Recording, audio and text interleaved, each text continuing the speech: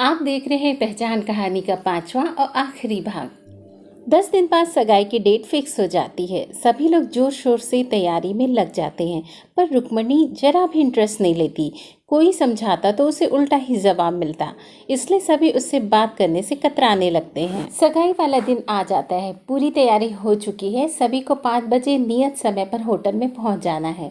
चित्रा पूरी जिम्मेदारी बखूबी निभा रही है।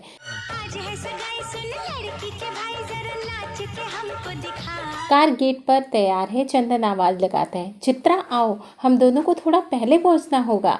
चित्रा बोलती है, ओके बाबा, आती हूँ। जोश की दूध की बोतल तो ले लूँ। तभी वह सोचती है रुक्मणी को आवाज़ दे दूँ। वह रानी और मम्मी को लेकर आधे घंटे बाद होटल पहुँच जाएगी।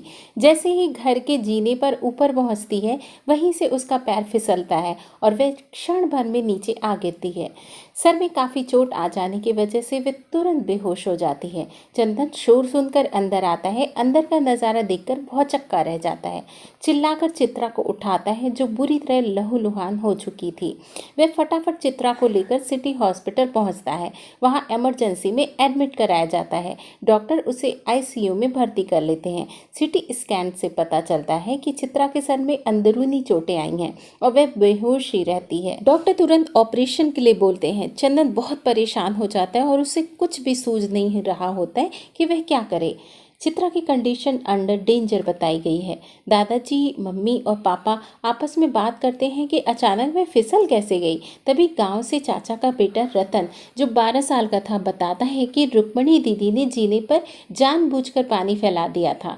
जब चित्रा भाभी ने ये करते नीचे से देखा तो उन्होंने उसे टोका और बोला, रुक्मणी, अब चलते समय जीने की धुलाई क्यों कर रही हो? काम बढ़ा रही हो? अच्छे से उसे पोंछ देना, वरना कोई गिर जाएगा। पर रुक्मणी दीदी ने मेरे से बोला, देखा रतन, कैसा मुझ पर हुक्म झाड़ती है। मैं क्या इसकी नौकरानी हूँ? पानी तो अब यही पोंछेगी। मैंने बोला कि मैं पोंछ देता हूँ तो उन्होंने मुझे डांट दिया। बोला, खबरदार, जो तूने पानी पोंछा। मैं डर गया तो मैं भी नहीं पोंछा और भाभी चलते समय ऊपर आई तो उसी पानी की वजह से फिसल गई। और यह कहकर वो रोने लगता है। ये सुनकर दादाजी और पापा जी की त्योरियां चढ़ गईं। दादाजी ने कहा, अगर हमारी बहू को कुछ हुआ तो इस नालायक लड़की को मैं घर में हरगिज़ नहीं रहने दूंगा। निकल जाए ये लड़के हमारे घर से। जब मैंने अंग्रेजों को अपने देश में नहीं रहने दिया तो ये तानाशाह लड़की किस खेत की मूली है। रुक्मणी भी पीछे से हॉस्पिटल पहुंच चुकी थी और वह बहुत ज़्यादा पछतावे की आग में जल रही थी। उसे डर था कि कहीं अगर भाभी को कुछ हो गया तो मैं किस मुंह से जिंदा रहूंगी, किस मुंह से उनसे बात करूंगी। वो दादाजी, मम्मी, पापा सबके पैरों में गिरकर गिड़गिड़ाकर माफ़ी मांग रही थी, पर किसी का भी दिल नहीं पसीज रहा था। दादाजी ने कहा, आज ये माफ़ी मांग रही है, कल को फिर इसका रवैया पहले जैसे हो जाएगा। ये कुत्ते की दुम है जो कभी सीधी नहीं हो सकती।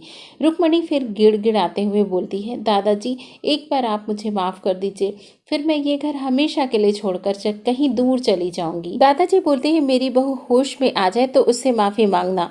वो माफ़ कर देगी तो हम सब भी माफ़ कर देंगे। अब चली जाओ हम सबकी नज़रों के सामने से।